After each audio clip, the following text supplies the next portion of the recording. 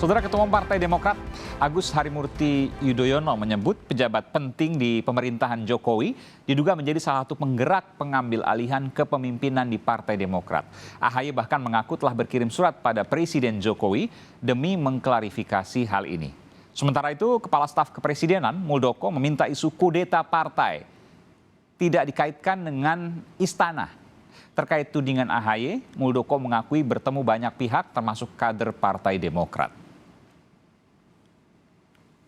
Dan manuver politik oleh segelintir kader dan mantan kader Demokrat, serta melibatkan pihak luar atau eksternal partai yang dilakukan secara sistematis.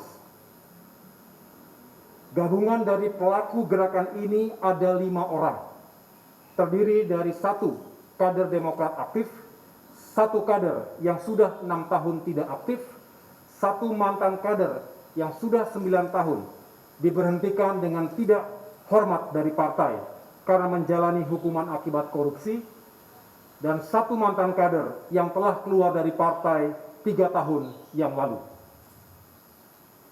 Sedangkan yang non-kader partai adalah seorang pejabat tinggi pemerintahan yang sekali lagi sedang kami mintakan konfirmasi dan klarifikasinya kepada Presiden Joko Widodo. Saya orang yang terbuka, saya mantan Panglima TNI, tapi saya tidak memiliki batas dengan siapapun. Apalagi di rumah ini, mau datang terbuka 24 jam. Siapapun. Ya, secara bergelombang mereka datang, berbondong-bondong ya kita terima. Ya, konteksnya apa saya juga nggak ngerti. Tapi dari ngobrolan itu biasanya saya awali dari pertanian karena saya memang suka pertanian. Berikutnya pada curhat tentang situasi yang dihadapi, ya gue dengerin aja ya, gitu. Ya, berikutnya ya udah dengerin aja. Ya, saya sebenarnya prihatin gitu ya, melihat situasi itu. Karena saya juga bagian yang mencintai Demokrat, begitu. Terus muncullah isu tetek menge dan seterusnya. Mungkin dasarnya foto-foto. Ya, orang dari Indonesia Timur, dari mana-mana datang sini kan pengen foto sama gua. Sama saya terima aja. Apa susahnya? Ya, kembali Sapa Indonesia Malam, saudara. Saya ringkas sedikit apa yang kemudian disampaikan tadi oleh Bung Herman Heron yang belum disampaikan oleh media lain. Yakni bahwa tidak hanya ada tokoh partai yang disebutkan oleh Agus Harimurti Yudhoyono, Ketua Umum Partai Demokrat, tapi juga ada DPD, Dewan Pimpinan Daerah Partai Demokrat di berbagai daerah ya, yang kemudian dipanggil selama 1 pekan bergantian. Jumlahnya berapa? Apakah sampai 100 atau tidak? Ini tentu menjadi pertanyaan dan Bung Herman nanti masih akan mengklarifikasi soal itu. Tujuannya adalah untuk menggelar Kongres Luar Biasa KLB menggulingkan Ketua Umum Partai Demokrat Agus Harimurti Yudhoyono yang kemudian akan dipakai Partai Demokrat ini sebagai kendaraan untuk mencapreskan Pak Muldoko di tahun 2024. Itu versi dari Partai Demokrat.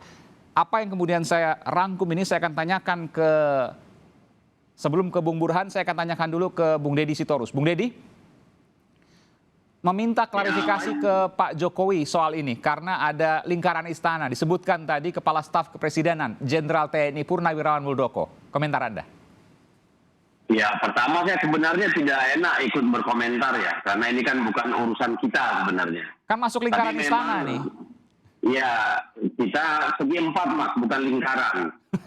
Jadi saya ingin katakan begini aja. Yang pertama, saya cukup prihatin juga ya, karena di tengah pandemi seperti ini kita mendapat suguhan atraksi politik yang kurang elok lah kalau menurut saya.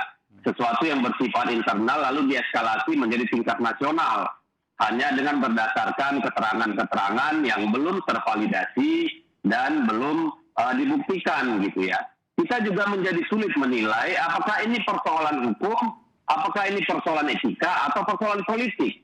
Nah, saya tidak melihat ini persoalan hukum karena tidak ada langkah-langkah atau narasi yang bicara akan membawa ini menjadi masalah hukum. Jadi sepenuhnya ini adalah masalah politik. Nah, jadi saya bisa mengerti ini menjadi masalah politik karena apa? Karena kemudian Pak Jokowi dibawa-bawa dalam pusaran ini. Lalu hanya melalui tweet saja kader Demokrat memutar bahwa banyak sekali yang terlibat. Katanya ada Menko Polhukam, ada Kepala BIN. Saya ingin bilang beginilah, anak kecil juga tahu lah. Apa sih kepentingan Pak Jokowi mengambil alih partai lain pada periode kedua seperti ini? Yang saya tahu hubungan Pak Jokowi dengan Pak SBY juga dengan Pak AHY itu cukup baik. Malah kalau saya tidak salah seminggu atau 2 minggu yang lalu, 2 mingguan yang lalu baru bertemu itu Pak AHY dengan Presiden. Memang saya luruskan jadi, Pak Bung Deddy bahwa tidak ada yang menuding Pak Jokowi, tapi lingkaran istana dan kemudian meminta klarifikasi ke Pak Jokowi. Tapi tadi saya tertarik apa yang Anda sampaikan. Anda sebutkan bahwa disebut-sebut Menko Polhukam dan kemudian juga Kepala BIN ikut. Saya ingin konfirmasi dulu, Bung Herman, benarkah kemudian ada Menko Polhukam, maksudnya Pak Mahfud ini ya, dan Kepala BIN Pak Budi Gunawan yang disebut-sebut juga? Ya. Partai Demokrat meyakini bahwa kedua tokoh ini, kedua pejabat ini juga terlibat? Dalam kesaksian para kader itu yang dipanggil ke ruangan yang kemudian disebutkan itu sebagai bagian dari peristiwa untuk mengambil paksa pimpinan Partai Demokrat, salah satunya disebutkan bahwa hal ini sudah juga mendapatkan dukungan dari para pejabat tinggi lainnya dan para menteri. Nah, sehingga kemudian Ketua Umum ingin mengklarifikasi ini kepada Presiden. Kita sudah lihat di Twitter misalkan Menko Polhukam sudah menyatakan bahwa tidak pernah ada niat, keinginan, bahkan tidak pernah terpikirkan. Berarti kan sudah terkonfirmasi gitu ya.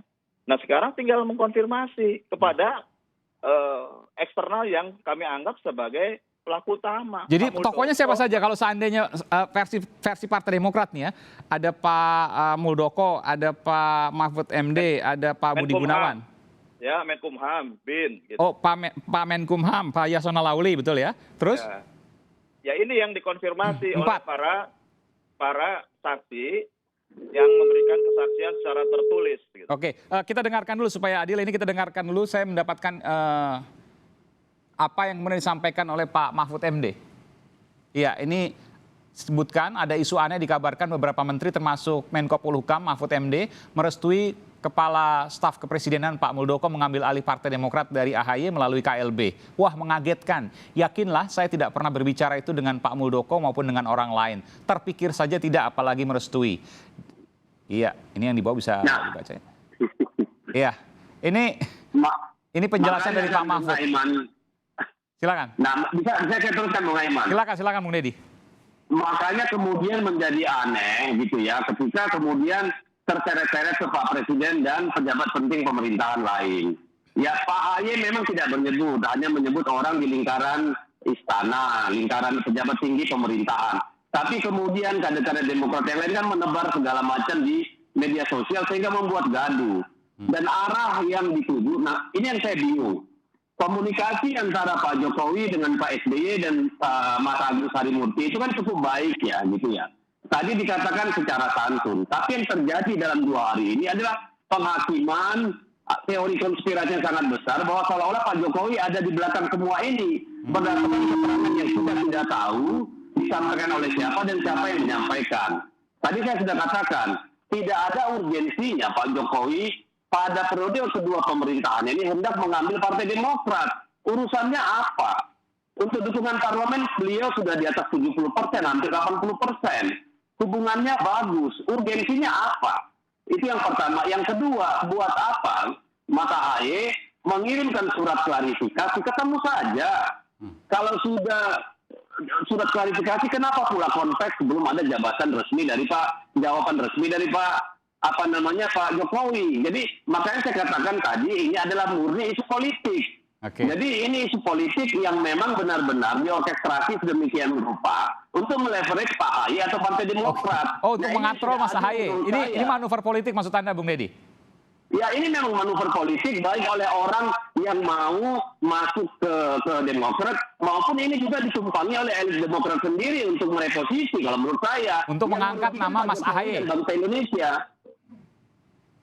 Karena tidak mungkin saya berani mengatakan 1000% tidak terpikir oleh Pak Jokowi Oke. ya untuk memerintahkan menterinya mengambil alih Demokrat, menggusur Pak AHY. Siapapun tahu itu hal yang aneh. Yang kedua, untuk kepentingan apa juga tidak jelas. Oke, logikanya nggak Karena masuk. tidak Saya ingin pernah ada konfirmasi Bung masalah. Deddy ke Bung Burhan. Logikanya nggak masuk kalau seandainya Pak menggunakan Partai Demokrat untuk mencapreskan 2024. Benarkah itu Bung Burhanuddin Muhtadi?